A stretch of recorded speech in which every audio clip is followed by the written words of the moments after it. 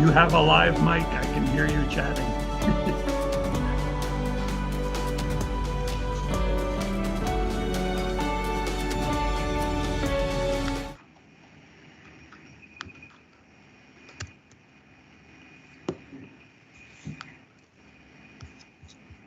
That's good. We're also new to this thing here.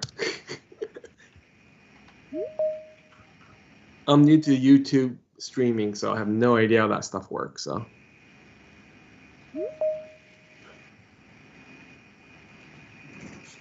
Okay. Yeah, John, you're also your license plate is like in the mirror now. screen. What? Is it backwards? Backwards on my screen. It's Okay, working, Tom. There is Okay, so there is a setting. There's a setting in Teams, I think, called Mirror My Video. That'll fix it. okay, setting. No, I put the reverse one up because mine is right side up now. So I'm just going to switch it if I can. Oh, okay. Pictures, cameras. All right, perfect.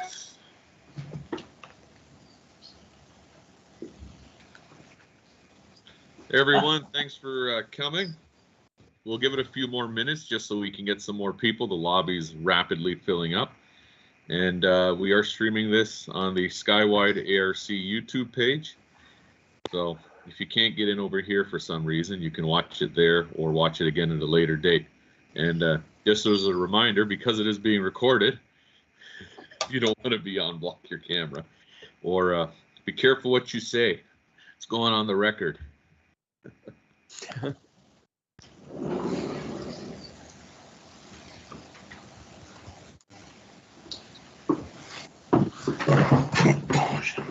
It's working well on YouTube. Both the chat and the video is working well on YouTube.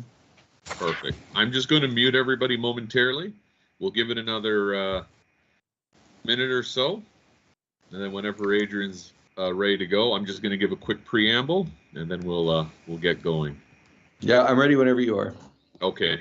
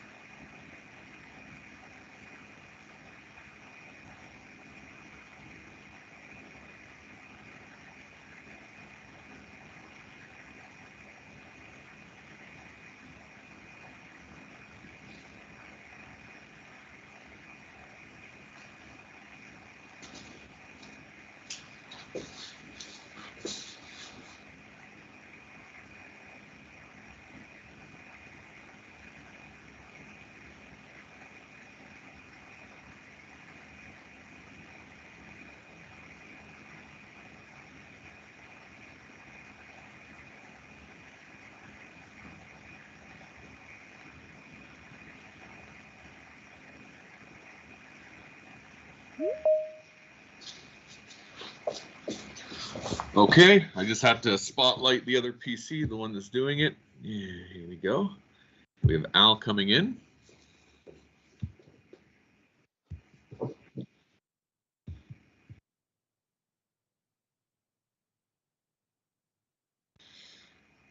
Okay, I think we're good to get going now.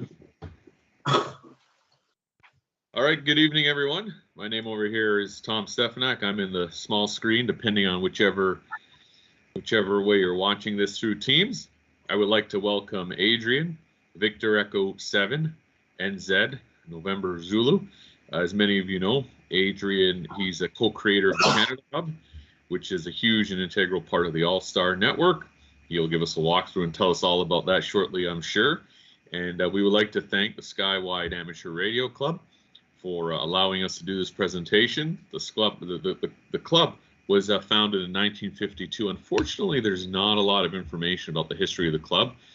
Jerry Prock, he's one of the remaining members of the club. Unfortunately, over the years, it's sort of a lot of people have passed away, and it's diminished. However, we're working to revive the club, and hopefully we're going to have many more meetings, both in person and virtual, after this one. And just as a note, one of our net controllers for the Skywide Amateur Radio Club, the Friday Evening Net, Ken VA3KS, who's just, or KEX. Sam is coming in VA3KS, but Ken VA3KX, he's a net controller for us, and he also hosts his Science Net every Saturday night at 9 p.m. On the Canada Hub, which Adrian is a co-creator of. So anyway, if you want to join the club, just Google us, Skywide ARC, Skywide Amateur Radio Club. We're building out, and you can join the groups.io mailing list. Okay, without further ado, I'm going to pass it over here to Adrian. I'm going to mute myself. Oh, let me unmute Adrian. On technical difficulties, stand by. Some people in the lobby too. Were there more people in the lobby? Yeah. I thought I let them in. There you go, Adrian's unmuted. I don't see anybody else in the lobby. Okay, I'm gonna just quickly exit and rejoin. Okay, I just had to change a setting here because I just got this computer a couple of weeks ago, and I just hadn't installed Teams properly. So I'm just gonna do that. I'll be right back. Okay.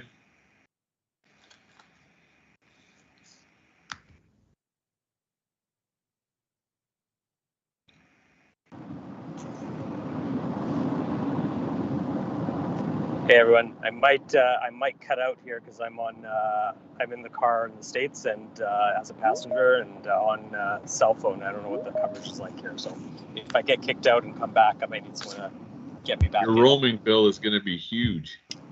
Yeah, it's going to be high. No, they charge like $12 a day for roaming, so just use your regular data. So hopefully I have enough.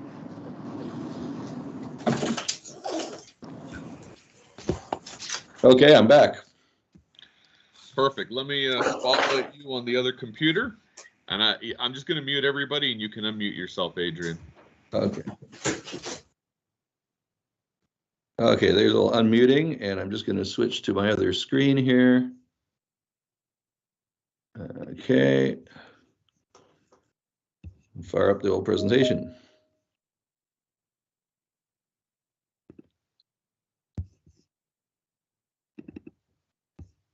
Okay, everybody should be seeing.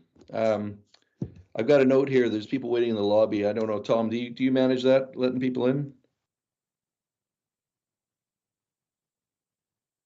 I'll take care of anybody in the lobby. Okay, good. Don't want to leave people out in the cold. Okay, can you see my full screen? Hopefully not a partial screen. Yeah. Okay, great. Well, thank you very much, everybody, for inviting me to present. I wrote this in January and been giving it to clubs almost weekly across the country since then. A lot of interest in the topic. What we're going to cover today is we'll describe what AllStar is. We'll describe how you use it as a networking tool, which is probably how we're most familiar with it, but also talk about how it can be used as a repeater controller. And that's something people aren't quite aware of, or as aware of, and maybe don't need to be as aware of, but it's very powerful and very, very capable for clubs to manage their repeaters with AllStar. I'll talk about the Canada Hub project, how that came about, what we're doing, and we'll touch on equipment and cost, because people always want to know, well, what would this cost to do? And I'll address some typical FAQs. And then I'll take questions from everybody. I would say my presentation typically lasts 30-35 minutes, and then we'll still have time for questions. Okay, so what is AllStar? How does it work? AllStar is actually voice over IP PBX software. It was written as a phone system, and it was written in 1999. It's been adapted for ham use, but the software is actually called Asterisk. And a lot of the code behind AllStar, if you go in and you change configuration files and such, it's very telephone centric terminology. It talks about extension, calling an extension, and call waiting, and blocking calls and call forwarding, all this kind of stuff. So it's very much a telephone based system that's been adapted. We refer to what are known as nodes, okay? Every node is a point on the AllStar network, and that can be a variety of different types of devices. Is typically, or quite often, repeaters. So as you see in the illustration here, we've got, 3 different bands, repeaters on 3 different bands connected via the internet in different places. And in fact, there's over 6,000 nodes worldwide on AllStar. It's arguably the largest and fastest growing technology for internet networking. Not that I have a horse in the race or prefer one thing over another. I'm just it suits my purposes really well for the project I started, and here we are. But I'm certainly not one of those people that a lot of people get into. This is the best or that is the best, a DMR or whatever. All systems have their pros and cons. Okay. I mentioned it can be used as a repeater controller. We'll get into that. The voice quality is excellent. It also provides full mesh networking. I'll spend a bit of time talking about that, but that basically means anybody can connect to anybody anywhere on the network and be part of the system. It's not a point-to-point kind of protocol. Also, very easy to manage an AllStar node remotely, which is ideal for repeater sites, but also can be great for other uses, like if you have a personal node.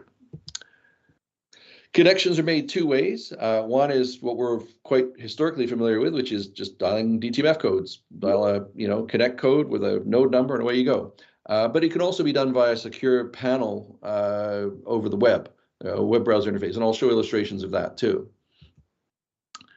Now, nodes can also be accessed via the internet or over the internet using phones and laptops and other devices. And of course, this gets into is this real ham radio if I'm using my phone, if I'm using my laptop, whatever,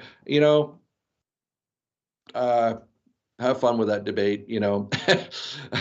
I look at it as it's a way to connect into the network, not unlike how I connect remotely to my HF radio sometimes. It's just a different way of using the equipment. You're just not maybe within RF range of it, but you can still use it.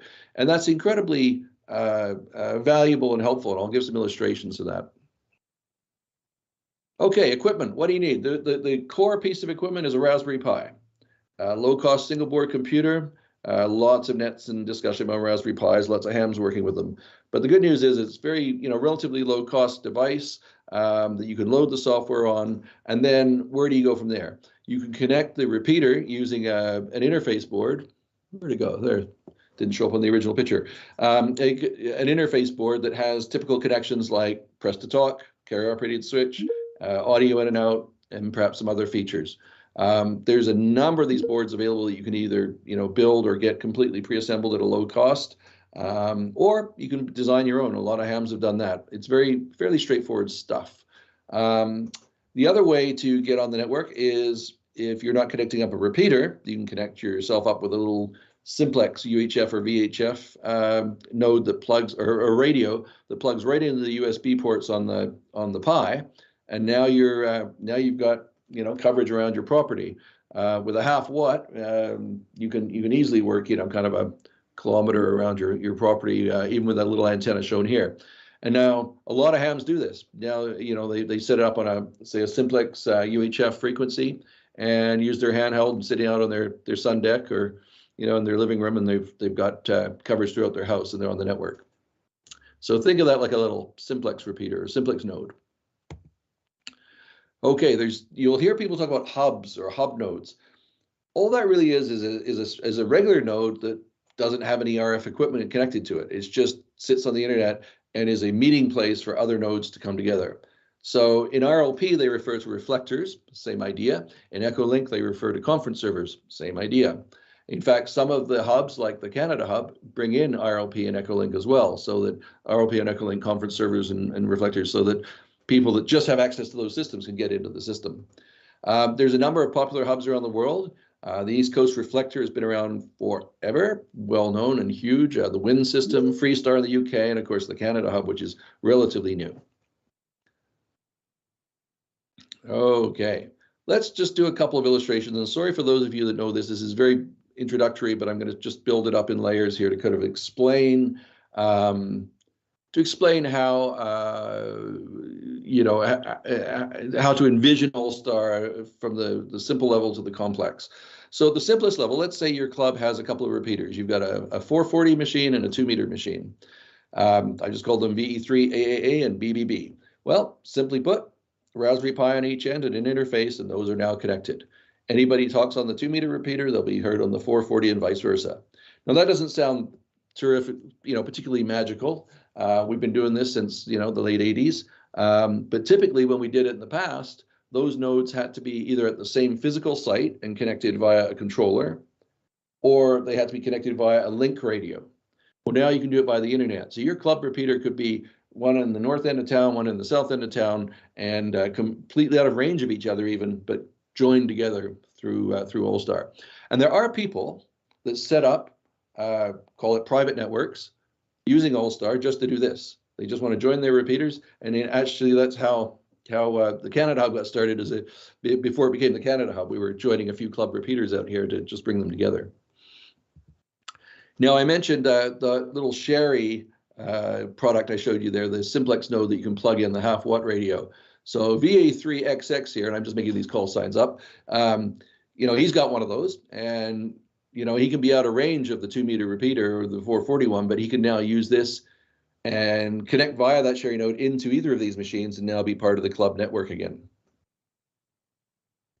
Now VE3YYY, he has a lot more money than the VA3XX guy. He's in Hawaii, and he can be there without a radio because he didn't want to deal with coming on a plane with radio equipment, but using his iPhone, he can load a client and with the right password connect into the VE3 AAA machine here. And now he's also part of the network, even though he's enjoying a Mai Tai on the deck. We get a lot of people do this, by the way. Of course, you guys with people going down to Florida and us with people going down to California and Arizona on the West Coast, we get a lot of people, snowbirds on the club network this way. Okay, a couple more illustrations. Now we've got 3 club repeaters. We've got somebody's put a 220 repeater on the air for the club, and that's also connected. The point of this illustration is just again to emphasize the full mesh nature. VE3 AAA is heard on VE3 BBB here just as easily as if they were connected to each other. They happen to be connected each into the 220 machine, but it really doesn't matter who connects to whom. If as long as you're part of the what's known as the bubble, as long as you can draw a line eventually from A to C, you will be everybody's connected. And again, to my earlier illustration, we've still got these guys. In this case, the Hawaii fellow is connected into the 220 machine, but it really doesn't matter which he connects into because they're all connected. One person speaks, everybody hears. But then you can sort of see how it grows. I said I was going to build up the layers. On the right-hand side is the VE3 example that I showed. But those guys could be connected into the Canada hub, which has a Manitoba hub full of repeaters around that province, and the BC hub full of repeaters around that province. And there's international people connecting in from perhaps the US and overseas. And way on the left here, there's me with my simplex node and Scott VA7SL on his iPhone and the summer place. And, we're all connected. Everybody's connected to everybody. Okay, and I'm going to show another illustration of that shortly. Excuse me. Okay, how do you make connections? I mentioned that you can do it via DTMF. The default code is *3. So, and the Canada hub node is 517300. So, *3, 517300 on your local repeater, if it's on AllStar, should connect you. Now, and you disconnect by dialing *10.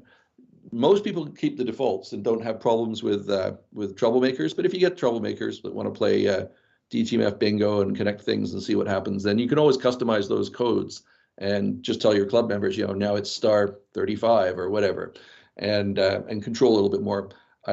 We've all had our issues. I know Vancouver and Toronto have had their issues with some problems like this, and it's generally been okay though. But easy to fix in like 2 minutes if you have a problem. Okay, the other way to connect is you can log into a node via a web browser. Oh, there we go. What's going on? There we go. There's the picture I was looking for. You can connect in via a web browser. Now, this is a very busy looking control panel that you're seeing here. The reason is this is the administrator level control where I can go in and do just about anything on the system, control and measure and monitor and twiddle everything. Your users don't need this level of access. And in fact, you can provide access to your nodes on a control panel that's set by user level so that they just have the stuff they need, which might be the ability to say, I want to connect my club repeater to this network or this node, or I want to disconnect it or whatever. The control panel is very elegant because, you know, you can connect things without DTMF blips going over the air, worrying about whether you know, bounced on a number or had a weak signal or whatever. You can do it all, you know, over the net, and it's all in the background and very, very, very elegant this way. As you can see, there's tons of stats that you get on CPU temperature and load and weather and gosh, all this other stuff. If you really want to nerd out, there's a lot of information you can share with your users. And it's just a really neat way to see things. It also allows, this control panel also allows you to visualize what's happening in your network, and I'll explain that more, and I'll give some illustrations of that in a second. So how is this different to Rlp or Echolink? Well, I have, as I said earlier, I have no horse in the race. I don't prefer one thing over another, but except for particular applications. I was one of the first Rlp nodes in Canada, and Dave, who invented it, so a friend of mine, lives down the street, and we've been doing this forever. And I still do Rlp and Echolink, but they're a little different. They tend to be, by default, they're point-to-point communication systems. You connect, if I connect an Rlp to another node, that's it. Nobody else can dial into my node, or I can't dial out and make any other connections. It's just a single connection. Now, if I connect to a reflector or want to host a reflector, I can create an ability for people to meet and network on that reflector.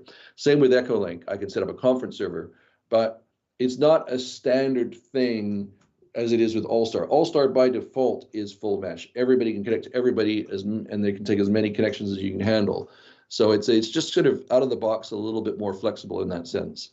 You know, I mentioned that case of like if you wanted to connect your club's 440 machine to your 2-meter machine, and you just want that done full time.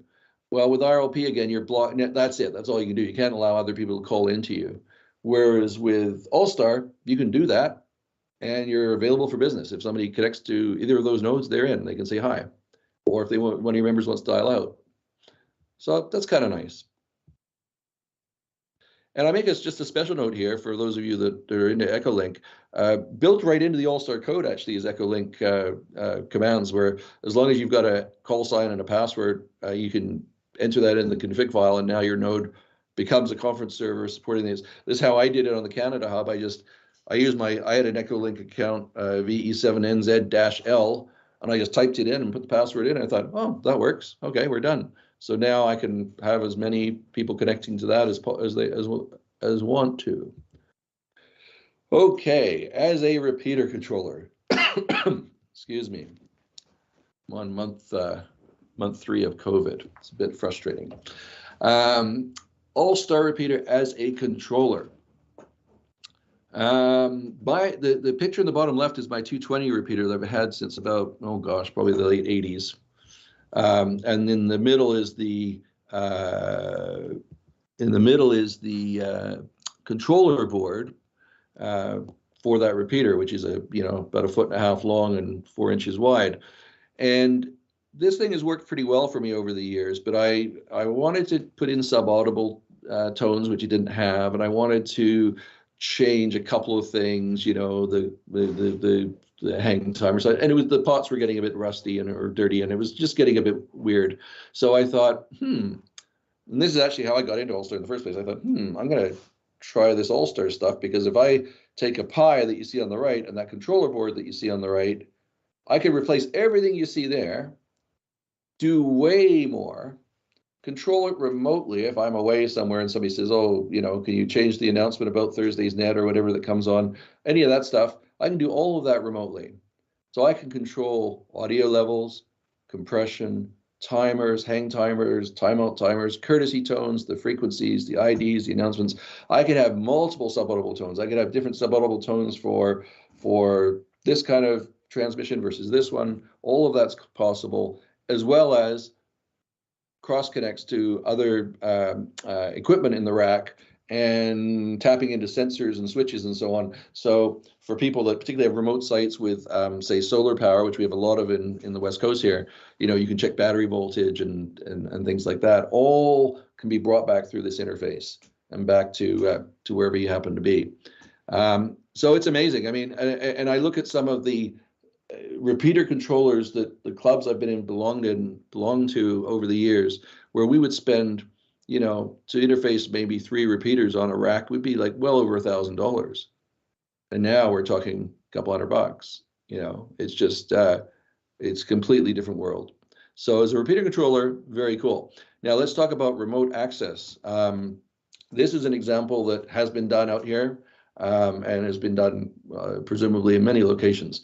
You've got a remote location, repeater in a site that is not accessible. That could be not accessible for a couple of reasons. Sometimes it's simply that, you know, a lot of us have used CBC sites and they're great, but you spend 6 months getting permission to go get the gate open to tweak a pot or something, or check an antenna.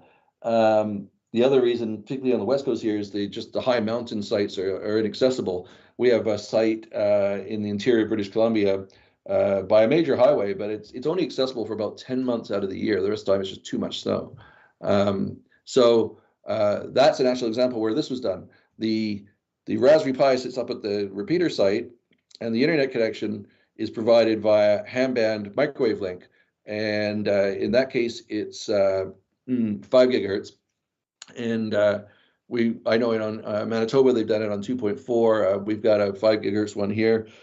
You know, a lot of these handbands, you can buy relatively low cost data links now in the handbands to provide these connections.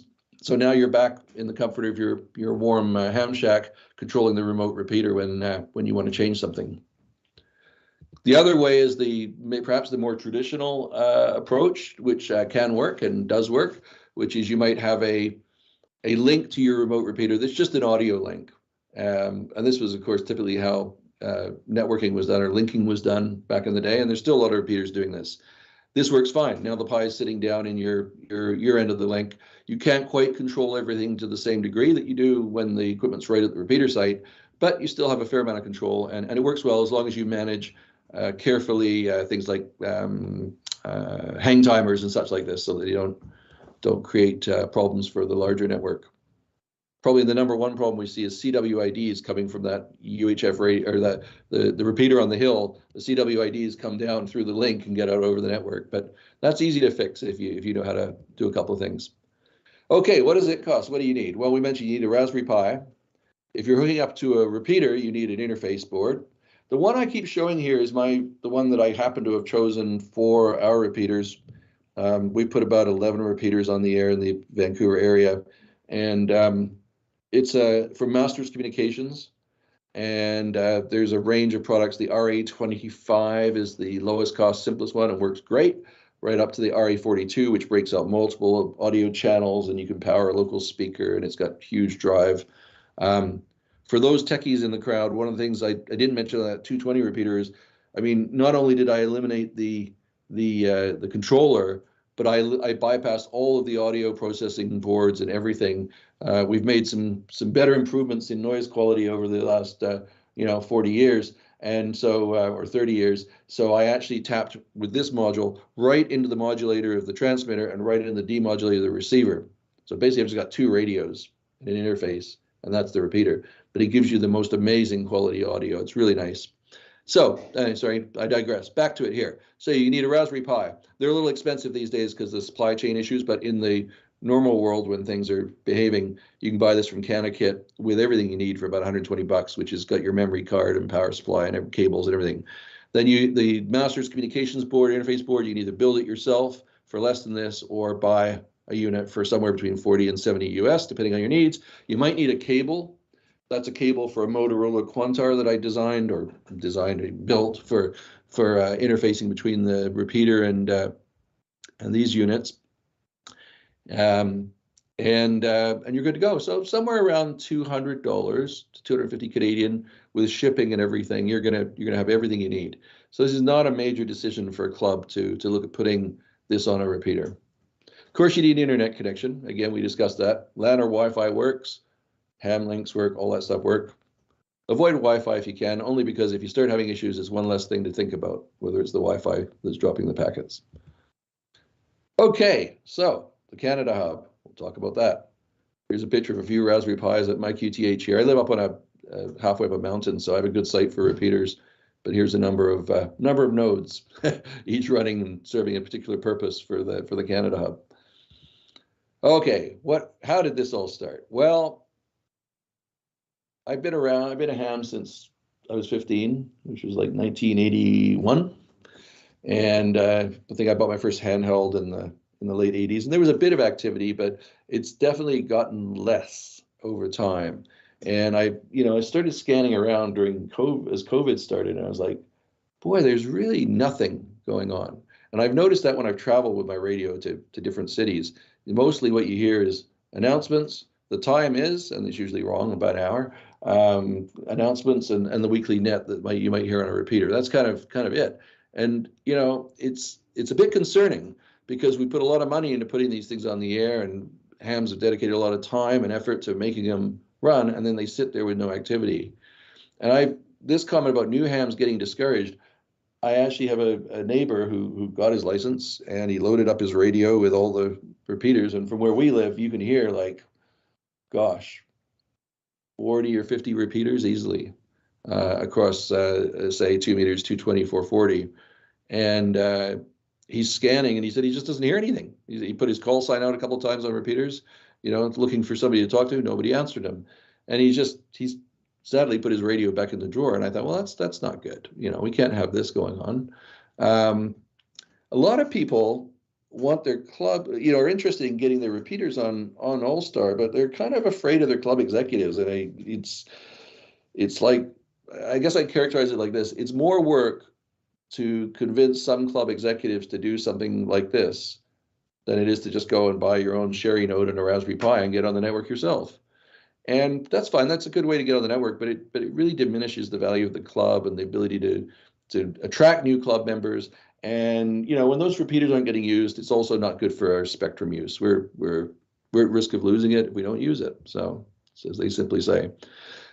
So the Canada Hub was kind of a way to address this problem. I thought in the 1990s, I was a co-founder of the Interprovincial Amateur Radio Network, and we connected nodes across the country via the Annex satellite. Problem was, we did it fairly successfully in about 5 locations across the country, but it was like $25,000 an earth station to set this up, and about $3,000 a month for the spectrum. So we had to do that through membership fees, and it was an uphill climb. We did it, but along came Rlp, where you could get a PC for a few $100s and do the same thing. So that was the end of that. But I started thinking about this. I thought, well, we could build a Canadian network again on AllStar, and it would be really inexpensive this time. So why not give it a try? So that's what I did. With Scott VE7NZ, we set up the nodes, set up the network. We started by connecting our local repeaters that he and I had put together. I mentioned there's about 11 repeaters in BC here that we put on the air. And we joined those together, and then we thought, well, we'll put this Canada Hub thing together and connect it to that and see who joins. And we started it in May of 2020, so we're coming up on our 2-year anniversary. And now we've got repeaters connecting either full-time or on a regular basis, usually on a scheduled basis for particular events, from St. John's to Vancouver Island up to Whitehorse and Yellowknife. We want to keep it Canadian focused, but that doesn't mean we don't welcome international connections. We got one fellow that's on all the time in Texas. We call him the Texadian because he's kind enough to convert temperatures to Celsius for us and things like that. He's a real hoot. But we're happy to have international connections. But what we're trying to do is avoid it becoming an adjunct to a larger US or European network, which sort of happened briefly. We were connected all the time to some of these networks, and it started to become like, as one would expect, 80–90% of the QSOs were not Canadian. And again, it's not that we don't want to have a little bit of flavor like that, but we don't want to be just another network. We'd like to have a network where people can talk about hockey, amongst other things. So it's based on AllStar, but as I mentioned, you can connect in via Rlp and Echolink, and you'd also connect in via the phone and computer clients. And I briefly mentioned, but that is all licensed operators only. So, you know, I send those instructions about how to set it up and what the name and the username and password is to people who I know are hams. And I don't mind if that document gets distributed to other people we know are hams. If it falls into the wrong hands and we have problems, I can change that password in 1 minute. And people can contact me and we'll give out the new password. But today we haven't had a problem with this. And in fact, if anybody in this watching the YouTube channel an hour later, or anybody in this meeting is interested in getting the information to connect as a starting point, connect your phone or computer to the network and try it out. Most of the clients are free. The only one that's paid for, I think, is on the MacBook. There's a really great one that I use called Transceive, which is, I think, $20 US one time. But all the other ones are free. And just send me an email to VE7NZ, so that's VE7 November Zulu @rac.ca, and I'll send you the document for how to connect. Okay, last thing about Canada Hub, we're not affiliated with anybody. We're not looking for money. Scott and I funded this ourselves and continue to, and we just consider it part of our giving back. So there's no agenda. Some club sometimes they go, what's going on here? What are these guys about? Well, we're just people like to say yes to everything that involves experimenting. And of course, we specialize in no meetings, no policies, no politics, unless you want to come over and have a glass of wine at my place. That's allowed. Okay, a little architecture. I'll try not to go too deep, but just for those that are interested, the Canada Hub is actually made up of 4 different nodes, and they're all connected full-time to each other. But they divide up for load balancing a little bit, and they divide up for purposes. So 300 and 301, 517-300 is typically where people connect from Ontario East, and 301 is typically people connecting from the North or Manitoba West. That balances things out a bit. International guys come in all over the place, that's fine. We have a node that's set up specifically for handling all of those non-radio clients. So you know, and Echolink as well. So again, if we do have a problem with somebody using the network that wasn't invited or whatever, was not a ham, not only can I change the passwords, but I can drop that off of the RF related nodes in a heartbeat. And then we have an Rlp Gateway. And some of these nodes perform other functions for like the web control interface that you saw and statistics and logging and all that. But yeah. Oh, and the little cloud there, the East hub is actually at a different QTH than mine. And the idea there is just a little bit of geographic diversity so that if we have an internet outage or whatever, we can there's still one way to get into the system if East or West gets lost due to power outages. We do have some backup power at all locations, generator power, and we have I'm working on a 5 gigahertz fallback internet link to the US, which I can see from here in case we ever lose the internet, which hasn't been a problem yet. Okay, motoring along. Here's just a few snapshots again from that control panel that I mentioned where your users can get in and see who's connected. You don't see it here, but you can see when they last transmitted, how long they've been connected, all that kind of stuff. So it's kind of a neat way to see who's on and which locations are on. The bottom right is an indication of all those kind of PC-based and Echolink-based connections. And I mentioned it can get busy. It's full mesh. This is what they call a bubble chart. So you would have seen this actually if you clicked on it up until a few minutes ago when our weekly Sunday net ends. We typically have around 200 repeaters connected for our Sunday afternoon Trans-Canada net. And, you could connect to any one of these circles. Any one of these circles is a node. It's a repeater or a person's individual node, and you would suddenly be part of the whole network. That's, again, what full mesh means. It's impossible to read this because there's so much going on, but online you can zoom in and see what frequency it is and who it is and whatever. But it's just kind of fun. You would think there would be a lot of chaos. You think that this would mean that, you're going to have it's going to sound like an arcade with courtesy tones and blips and bleeps or whatever. Everything's remarkably well behaved. And as soon as we see something like that, somebody will jump in and disconnect that particular node, send a friendly note to the operator saying, by the way, you got courtesy tones coming over the network or whatever, and they usually clean that up, or I offer to help them do it, and we do it. We do have control operators keeping an eye on things. Most networks do. There's 4 of us between Ontario and BC who usually there's almost somebody on there every hour of the day monitoring. So if we get a stuck mic, it's usually me or something like that, one of those guys will jump in and just hit the disconnect button and then fix it. So that keeps things orderly. I emphasize though that we don't police it, we just keep it running smoothly. We don't want to, we're kind of into the no rules, no policies kind of thing. Not wanting to we're not wanting to complain about how long somebody talks or what they talk about or whatever. It's just use it. Okay, how active is it? We're still young, we're still building. I would say we average, outside of our nets, we're averaging about 1 QSO per hour. I occasionally hear somebody come on, especially when they're new, they go, oh, this is really neat. Well, I better go. We've been on here a couple of minutes. I don't want to tie up the network. And I usually jump in and say, no, never worry about tying up the network. I mean, if you're going to talk for 3 hours, yeah, maybe. But, for most people, they're not tying up the network. We encourage activity. And hear a little HF coming in from somewhere. I don't know, Tom, if you're able to figure out who's got HF running in the background and mute them, that would be great. I will take a look. Good to hear people on HF. I love doing CW. Okay. What are the nets that we have? We have the Trans-Canada net, which I mentioned. That's held at 1 o'clock Eastern every Sunday. And we get check-ins from across the country. And we also have the fun question of the week.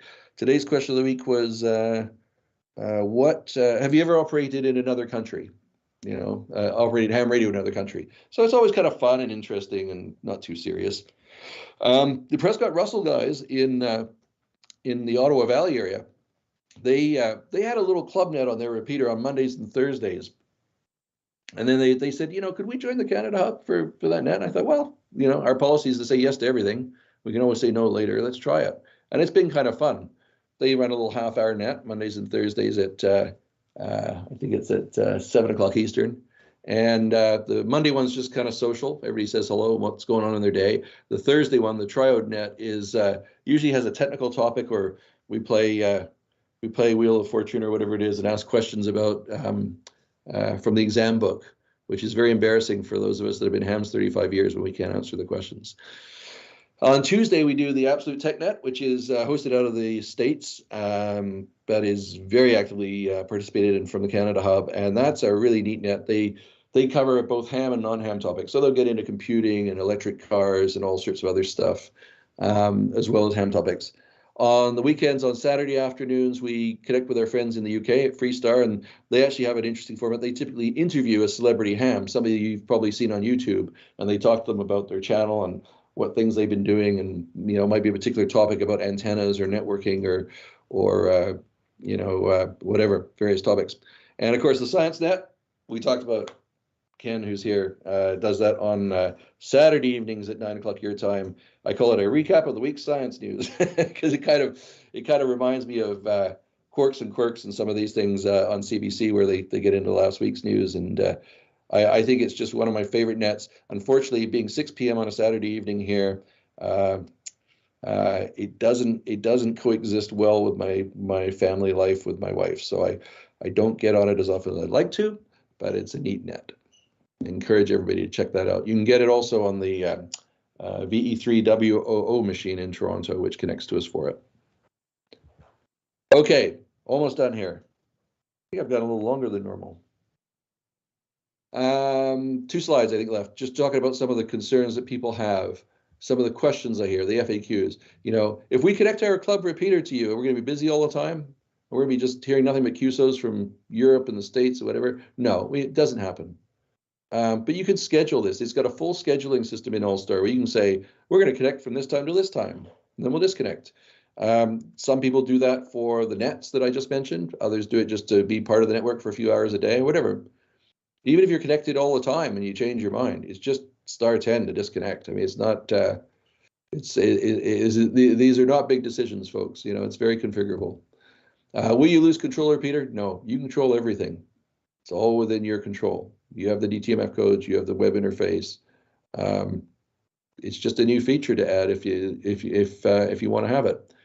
What about emergencies? People are worried, somebody won't be able to jump in because there'll be a net. Well, we leave breaks and all that good stuff. But the fact is if I'm driving in the mountains in BC and I slip off the road at 5 a.m., probably most people in BC are still sleeping. But if I'm on the network, somebody in Ontario at 8 o'clock or Newfoundland at 9:30 will hear me and can call for help. So I think it actually enhances the emergency potential for the network. I mentioned the geo-redundant design, emergency power. It's not been designed for this purpose, but it's certainly going to have value at some point. I'm sure this will serve somebody well. Unlicensed users, I think we covered this one. No problem. Everything's well controlled, monitored, password protected. Stuck mics, interference, I also mentioned that. We have people that keep an eye on those things in our network and others. And all the other network operators, actually the UK guys and the US guys, when we're connected, we have usually like a Facebook Messenger group that we'll ping each other and say, hey, you guys got a problem with somebody over in London, with a stuck mic or whatever, they can fix that. So it's really well done. Again, is this ham radio? No, I like to say, of course not, according to this grumpy guy. But no, I mean, I think that ship has sailed. I think everybody's got tired of people talking about what's real ham radio is or not. I think there's room for everybody. If you're not replacing something, you're just adding something for people to try. What's wrong with that? This is just something new to try. Lots of hams talking, sharing ideas, technical experiments, fraternal organization, all that good stuff. I think that's all ham radio. Okay, I'll just a little bit deeper technically, very briefly. People ask me these questions. People that look at saying, oh, I want to implement this. These are the questions I get after the presentation. Do I need to replace my existing repeater controller? No, they can coexist. Is there a lot of bandwidth required? No, it's 100 kilobits per second maximum per link with all of the overhead and everything. The actual number is 87 or less, but call it 100. Remote sites can be accessed easily within the bandwidth capabilities of ham microwave equipment like HamWAN and Ardenn. What version of Linux does it use? It uses Arch Linux. It looks like most of the other Linuxes. Do you need to be an expert or programming expert? No. It's very easy to configure. In fact, some of the systems are like almost menu and script driven, and you can change most things through menus without going into the actual configuration files. But the configuration files are very simple. And if you've got a text editor, you can go in there and it says things like hang time equals 5 for 5 seconds. So, or you can change it to 6. It's almost intuitive. You can just read it. There's 2 versions you'll hear people talk about. For one is AllStar Link or ASL, and the other is Ham VoIP. Okay, ASL is open source. So if you're really into programming and you want to contribute to the open source version and compile the core software and create new features, there's a huge community supporting that, and that's really cool. Ham VoIP is not open source. It's been repackaged for perhaps easier use by the ham community. It's a lot of menu driven and things like this. It's very well supported and it's very stable. Each of these have their benefits for different purposes. We started with ASL. We had to move to ham VoIP only because once you get more than about 70 nodes connected to you, to a node, 70 other nodes connected to you on an ASL, it gets a little bit unstable. I don't know if they've made improvements on that, but we used to just get it crashing. So ham VoIP addressed that for us, and that's why we moved to that.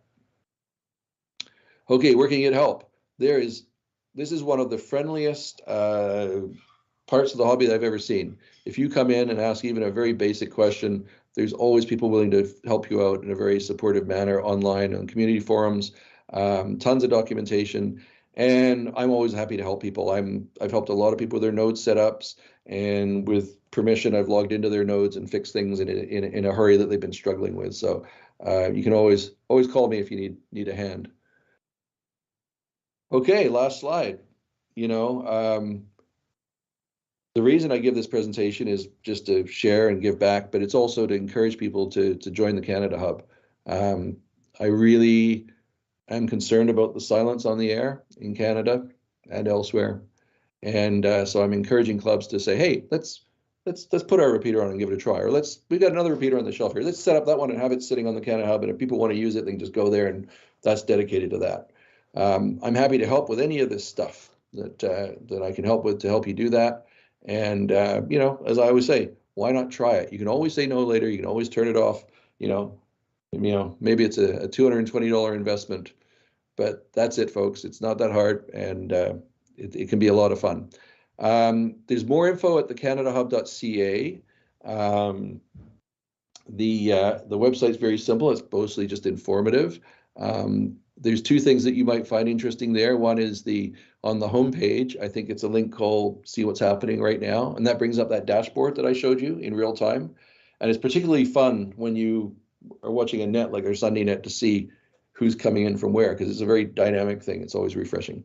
There's also a link called Useful Links, which has links to all of the equipment and software that we talked about today for remote access, for micro nodes, sharing nodes, for interface boards, all that. And of course, always feel free to email if you need more information. And that's it. I'm happy to take questions. All right, thanks for that. Appreciate it. What we'll do for questions is there's a little reaction icon towards the top of the screen. It looks like a smiley face with the hand up, sort of doing this, I think, the other way. Put your hand up, please, and then we'll unmute your microphones and we can ask questions in order that they come in. I see one hand up already. We'll start with Gary. Let me mute myself. Should I go ahead? Yeah, go ahead, Gary. Yeah, okay, Adrian, thank you very much. Quite a complex system you've done there, quite amazing. You answered a bunch of questions I had. I'm kind of a fan of Echolink because it's software based. I don't have to buy the hardware. And because you have an Echolink connection, I can connect into your Canada Hub and get a lot of the benefit. My concern is if I wanted to, instead of using the *3 to go through, I'm tying up the local repeater. If I'm using a local repeater, not going through my own node, I'm going through the local repeater, then don't I tie up that particular repeater. And if I wanted to connect to an AllStar one specific group, so let's say in Hawaii, I would go *3 and use their node. But if I go into the Canada Hub, correct me if I'm wrong, then I've got all your hundreds of people everywhere. In other words, is it all or nothing is sort of my question. Like you get the full mesh or nothing. Yes, if you connect to the Canada Hub, everybody that's also connected in is now part of your repeater is part of that network. Now, again, you could do that and sit there for an hour and a half and hear nothing because it's not that busy. But during net times and such, sure, it is busy. But generally, a lot of clubs have connected their repeaters full time, and they still can chat locally, and there's lots of room. To take your example, though, let's say you connect to the Canada Hub and it's just sitting there. There's no activity, and then you decide to connect to a node in Hawaii. Yeah. That's fine. You're not prevented from doing that.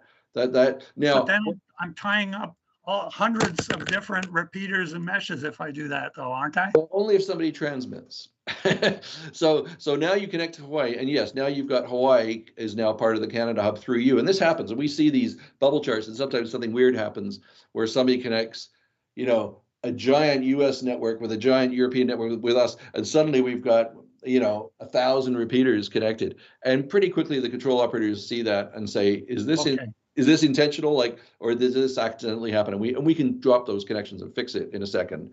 So you should never really be afraid of that. And actually, it's kind of like I mentioned, I really like HF. I love the randomness of HF, as you never quite know what's going to happen day to day, despite everybody's attempt to do forecasts.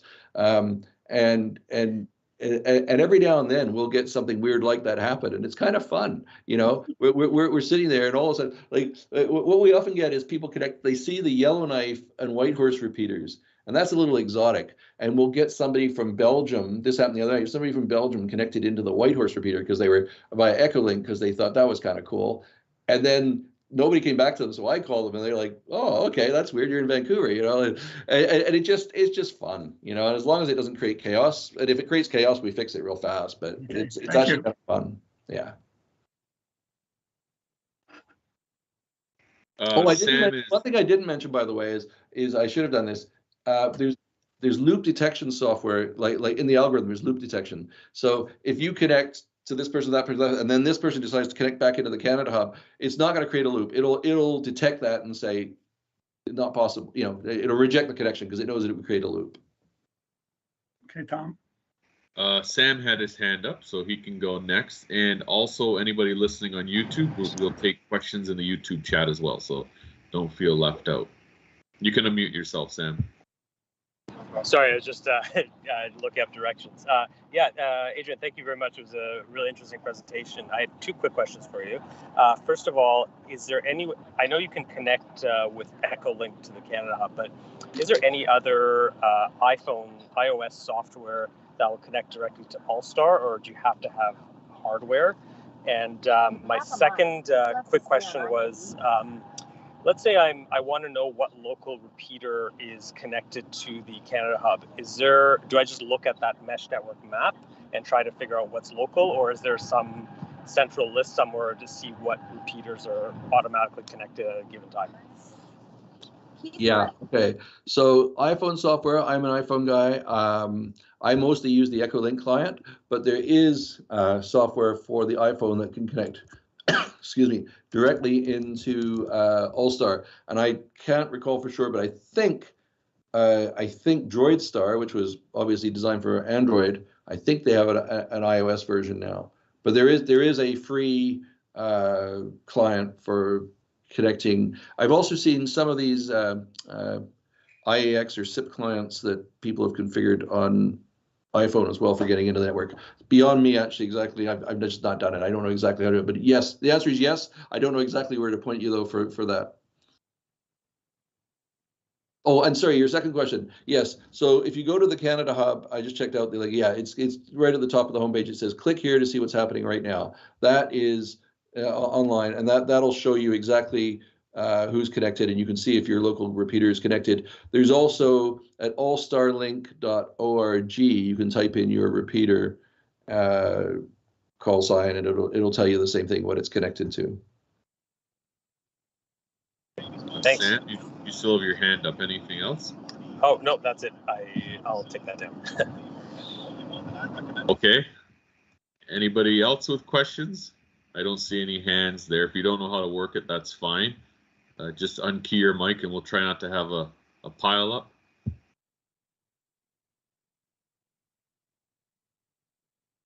Okay, well, I've got a question then. And it seems like you also answered another question, Adrian. Scott had a question, VE3QBZ, about the loopback, but it seems like you've answered that. One of the questions I have is how do you integrate it into, okay, so we know there's a lot of transcoding. For example, some of the guys we hear will be coming in through DMR, you'll hear Fusion, you'll hear D-Star, and sometimes more exotic things like P25 or NXDN. Is there a central hub or a point where the transcoding is occurring, or how do they usually get into the system? So there's two ways. One is they break out the audio to when it's analog, and they'll just use it as a standard analog input to the AllStar hardware.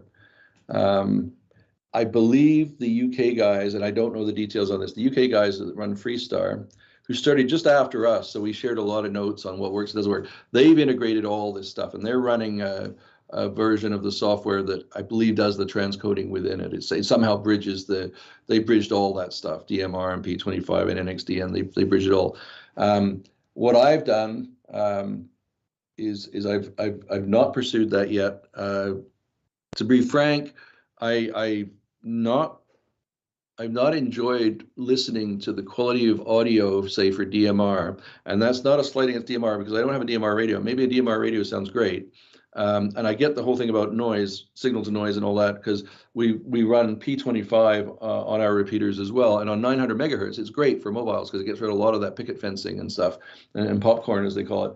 But something's, in my mind, something happens when a DMR signal in particular comes into AllStar. The transcoding, it just I'll put it this way. I was driving at 9 a.m. a few weeks ago with my wife in the car. She's also a ham, and she's listening, and there's a guy in Calgary on the Canada hub, and he's coming in somehow via DMR through another node. And she says, gosh, it's only 9 a.m. and that guy sounds drunk. And I said, no, that's just how DMR sounds once it gets re-encoded on through AllStar.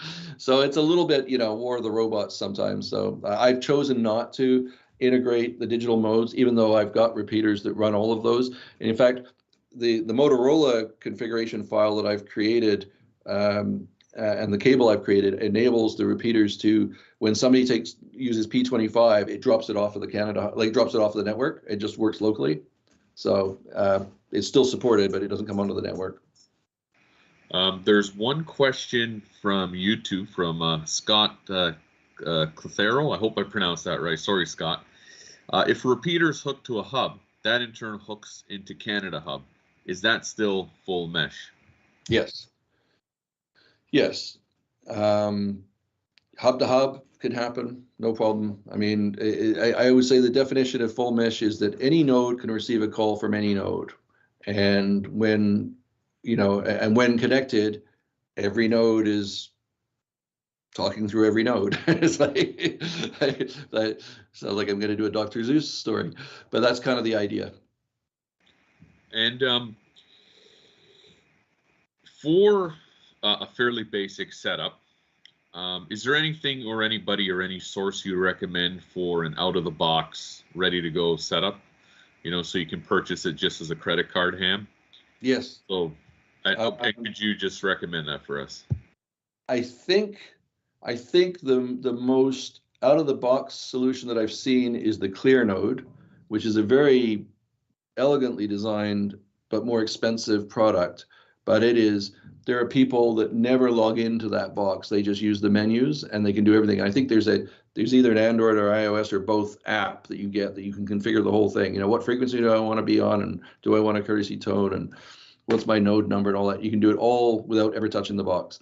And I forget the price on it, but it's a little bit more than the Sherry nodes. The Sherry nodes are probably the second choice and probably the most popular because they're inexpensive and work really well. But you have to plug those into a Raspberry Pi. I think the Clear node is completely like one box. It's a Raspberry Pi and the radio all integrated in a slick little package. Yeah, it's I've got a Clear node. It's $400. Yeah, there you go. My wife wasn't here. So $150. Everything's $150. That's the threshold. Yeah. That's the threshold. The only problem with that is, from my understanding, there's no way to integrate that into, let's say, a signal link or another USB audio interface. It doesn't have that built into it. Actually, building on that, is there any benefit? Because I know years ago, back in 2016, there was that whole split that developed within AllStar, right? Remember ham VoIP and then the other system. Is there any benefit to going one way or another at this point in time? This is something that is enthusiastically debated, would be the polite word, between the ardent open source community and the ham VoIP people. The ASL people feel that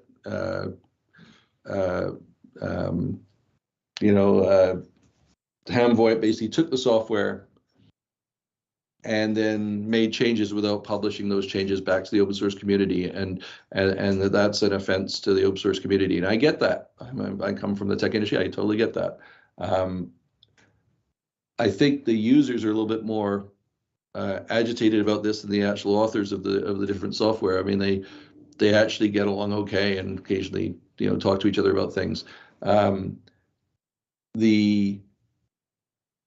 The ham VoIP software, because Dave, who's the current author, guy that maintains it, because he controls everything, because it's closed and he's got the package and he's created all the menus driving that, it tends to be a little bit more stable because it's not got everybody in there doing stuff.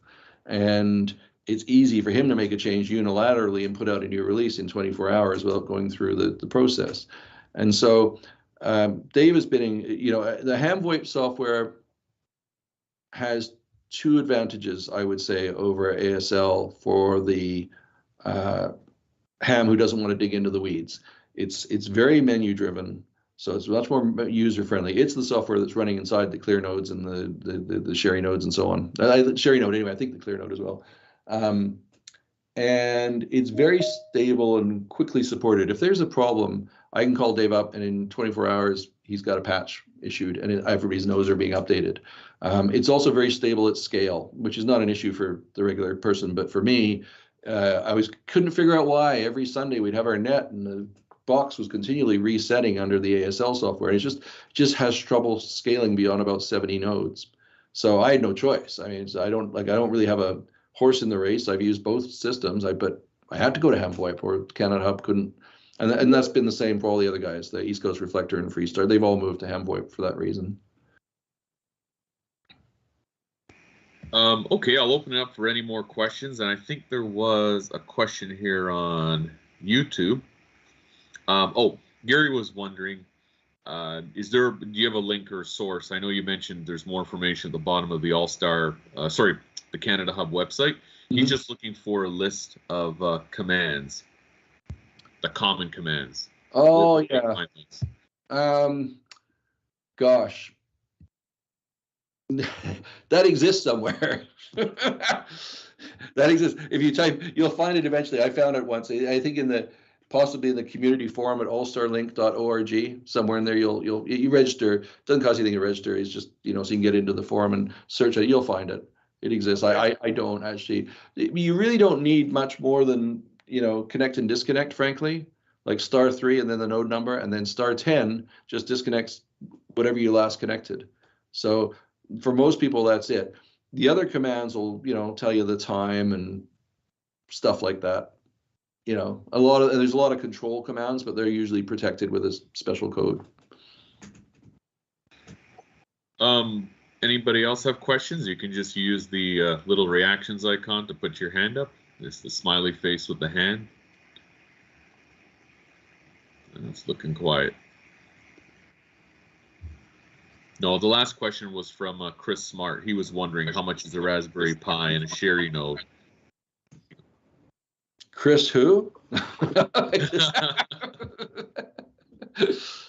I'm joking. Chris and I know each other really well. Well, I think in the normal world, which I hope we have a normal world again one day. I'd like that. A Raspberry Pi. So you said a Raspberry Pi and a Sherry node? Yeah, a Raspberry Pi you can usually get for about $120 from CanaKit with a sufficient memory card and everything. And then I'm going to do this in real time. I'm trying to remember what the Sherry node is. Hamprojects.info is where you get the Sherry node, and let's see what they say for pricing.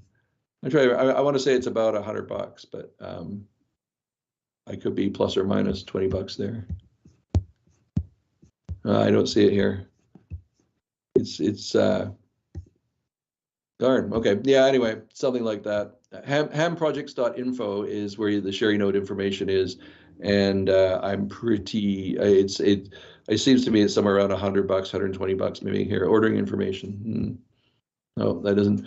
It's not a great website in terms of. Oh, here's the price. Okay. Yes, a fully assembled Sherry node is $90 built and tested for either UHF or VHF. It's $90 US. So US plus some shipping, maybe you're $130, something like that. Okay, and I think Al, did you have a question? VA3DZZ. Oh, your mic's off here. You want to flip on your mic, Al?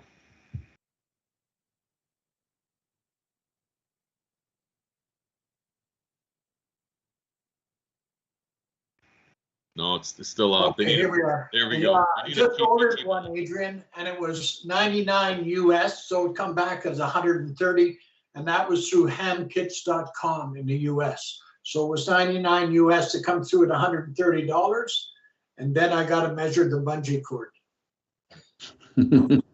All right. Now that can that also go through Ham Hotline?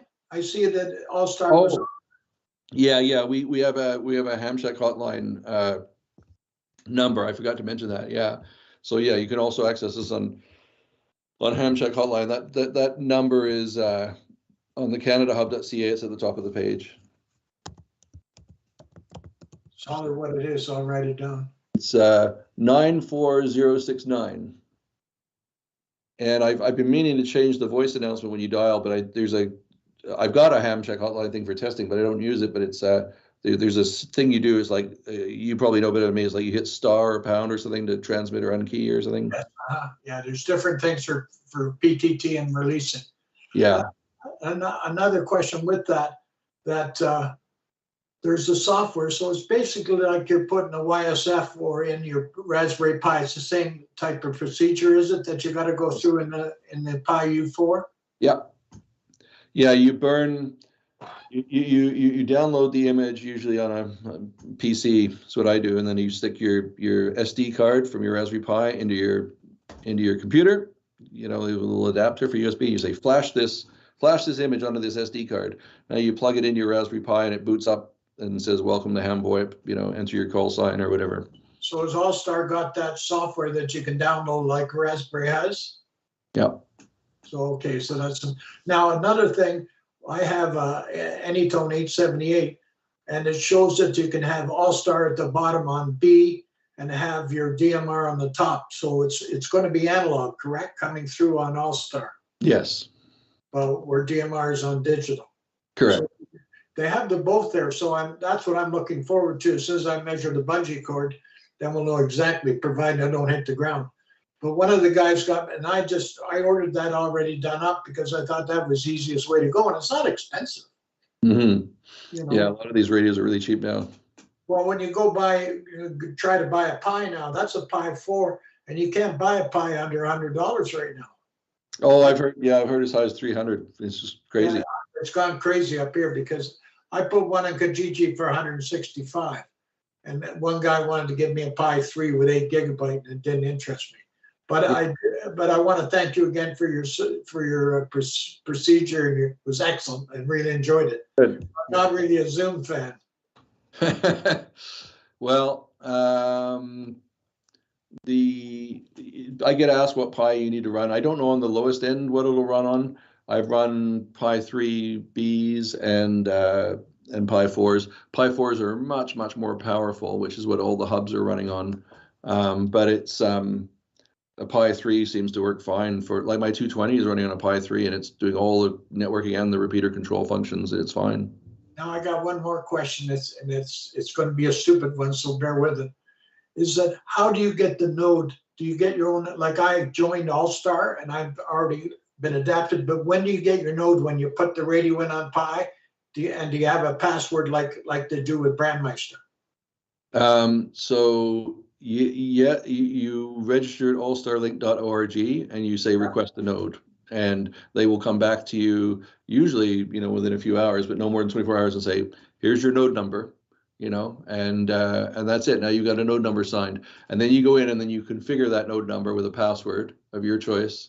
Okay. And you can put other information in the database, like what frequency you're on and what tone to use if people want to access your node or whatever. But that's basically the key thing, is you get a node number and then you can configure it. That's the first step. Even before you have any hardware, you can do that. Yeah, well, I've joined AllStar, but I'm going to have to go in there today and then apply for a node. Because I don't know whether you can apply for a node before you put your software or what. So that, thank you for clearing that up. And I'll let you get back to answering questions. You can mute me again, sir. Thanks again. I appreciate it. You're welcome. All right, no problem. I'll mute you, Al. Give me one second. You're at the bottom of my list over here. And there was a question from YouTube, and it's from Mark, VA3HES. Some of you know Mark, of course. The question is for you, Adrian, of course. Has he or any others he may know have experience with ICS Pi repeater, 1X, 2X controllers? No.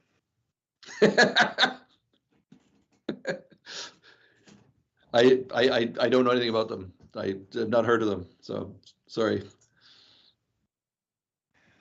That's a good answer. No.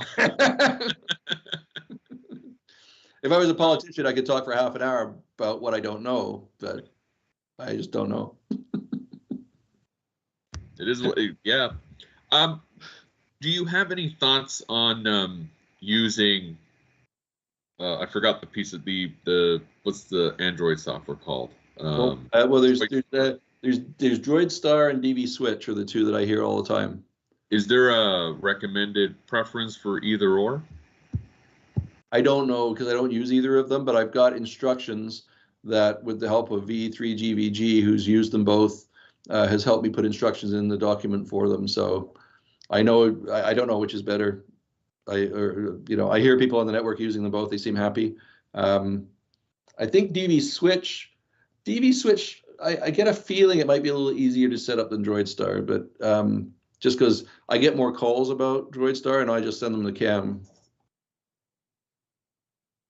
Again, if anybody just, at the risk of over advertising it, if anybody wants that information, in one document, I've got the passwords and such, but I've also got all of the screenshots for every one of these clients that I'm aware of and how to set them up to get on the network. And you can be doing it by this afternoon. You could 20 minutes after this call, you'd be on the network with your phone or your laptop.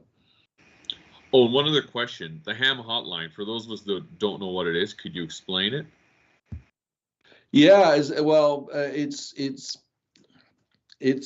I'll try my best. As I understand it, it's a voice over IP network of phones that basically where hams have I have what looks like an old desktop phone sitting in my ham shack, and I pick it up and I dial a number to reach another ham, and that's it. It's like it's a network where it's just a phone. I can dial 91768 or whatever and talk to Jeff VA3ISP.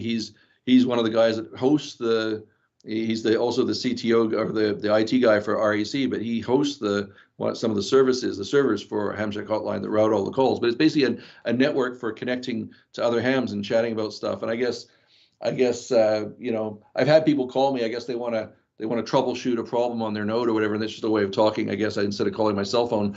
But people like us have, I had a number of people ask about it, so I got a phone, and you can now dial a number which connects you into the Canada hub. There's also a number I told you can call, and you get 24/7 Art Bell, if you remember Art Bell. Al has another question. Go ahead, Al, and just unmute yourself. No. You're still muted, Al. I got sloppy fingers. Can you hear me okay now? Yeah. Okay.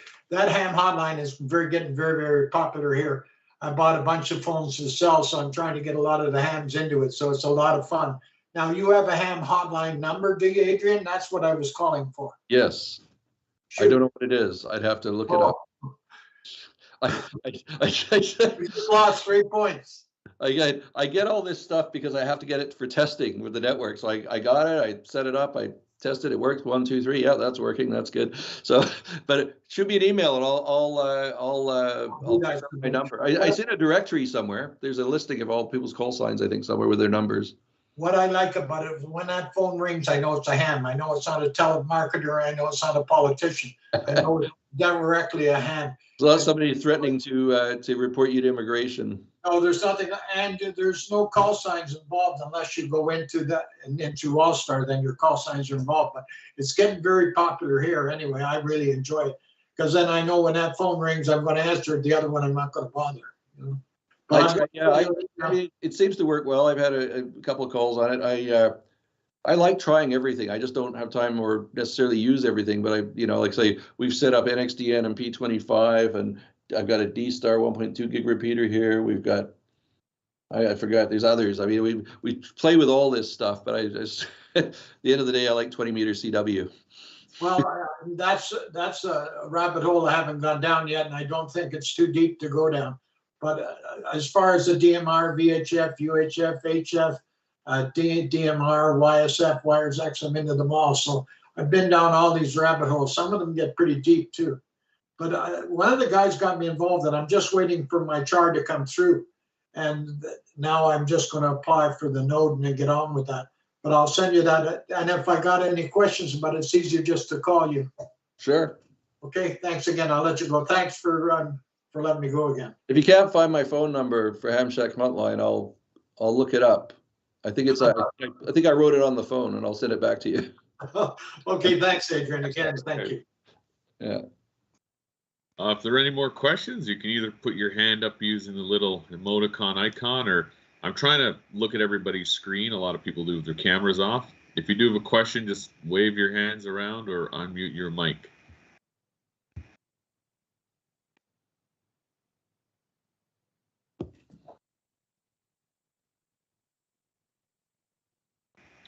I think we're running out of questions. Mark VA3HES says, we use Ham Shack hotline as a private line between the Mississauga club station repeater and some of our remote users during contests. So there you have it. Nice, nice. Yeah, I like that idea. Is there, how does the chat function integrate with AllStar? I'm not very familiar with that, but we've had, during Ken's Net, people have come on and they've said, "Oh, I sent you a message in the chat," which that Ken's talking through his radio, so he's not going to get a chat message. Any idea what's going on there? Or maybe they're talking about Echolink?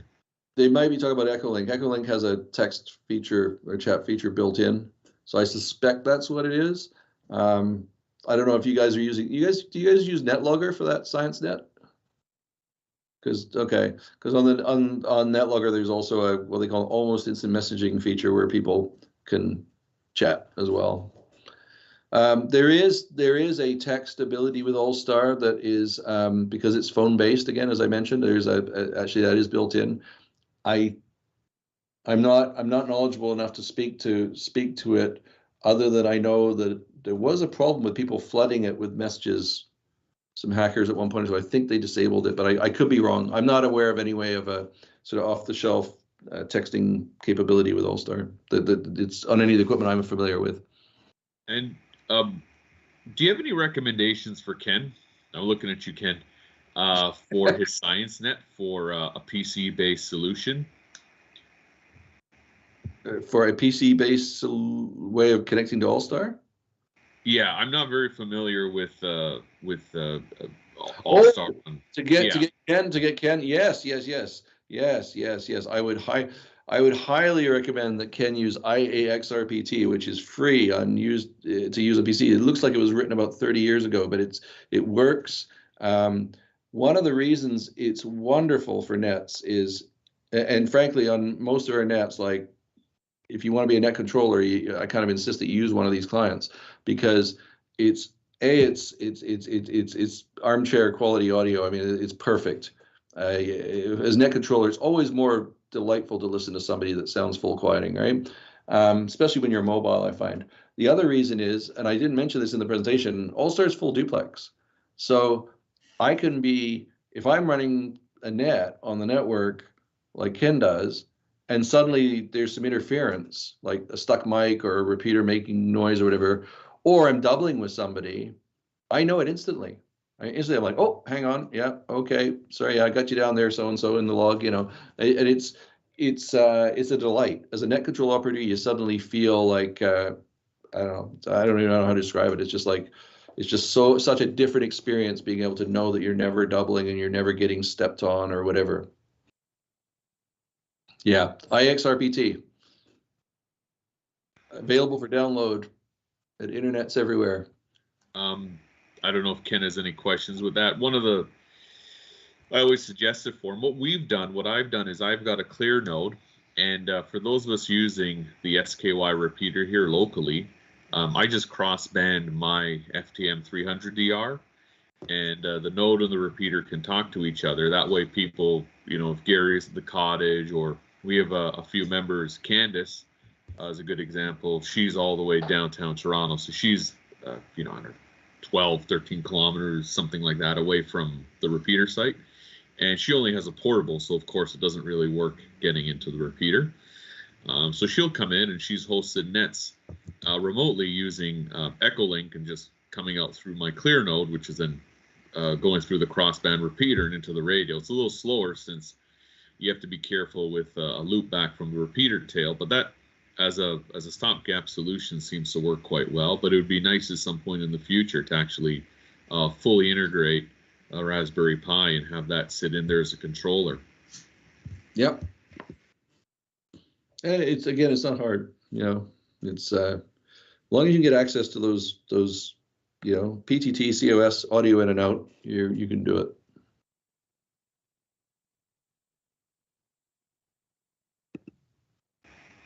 All right. Any other questions?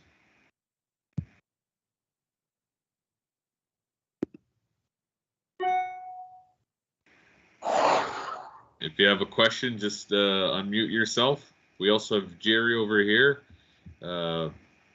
He's been integral in trying to revive the club. Lyle's in there too, but Jerry's been fielding lots of emails. Jerry, would you like to say anything?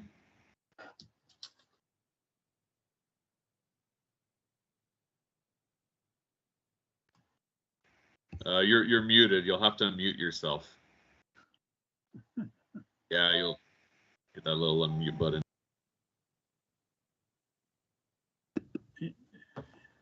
He muted himself again.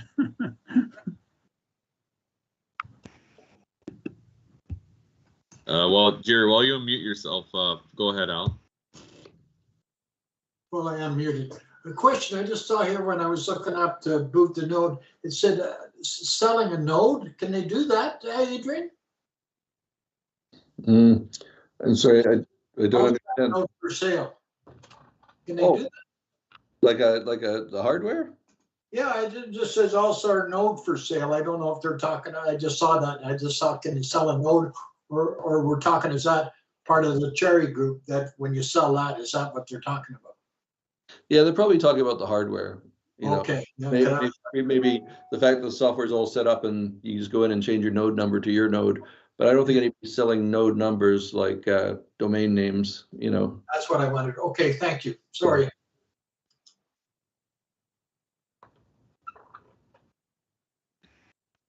Are you? I think you're still mute. Oh no, you're good, Jerry. You can go ahead. I didn't have a good afternoon. I had lunch, and in spite of having the 2 o'clock meeting on my paper schedule and all the emails, I completely forgot to log in. So I'm hoping that you're making a recording of this session so I can see it a little bit later. Yeah, it's on YouTube for you and the whole world, and Adrian to see as well. Excellent. Okay. I guess we'll make this the last go around. Anyone, anywhere? If you have any questions, now's your time to ask. I mean, you could always email Adrian, but probably easier to ask right now. Anyone, anywhere? I don't see any hands up. Wave at the screen or just unmute your mic.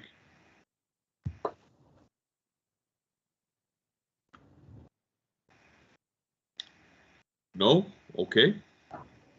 All right. Well, I guess that's it. Adrian, thank you very, very much for joining us. And we're really thankful that you could come here and give us this wonderful AllStar presentation.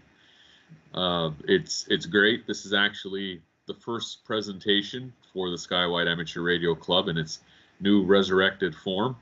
We're still formalizing an executive, and seems like we have a constitution, so that's a good start. I think we'll have a barbecue before we formalize the constitution, but that's okay. I'm kidding. But we do appreciate you giving this speech, and you know, what you do is great, and it does encourage activity. There is a concern that everybody will go off to their personal nodes and they won't use repeaters anymore. But by just simply opening it up and saying, hey, we're not the radio police, just link and talk and have a good time. There's no time limit. It's great.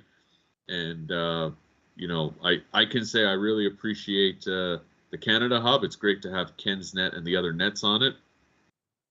So we do really appreciate that. And at some point in the future, with the blessing of the executive for the Skywide Amateur Radio Club, we probably like to link that in at some point as well.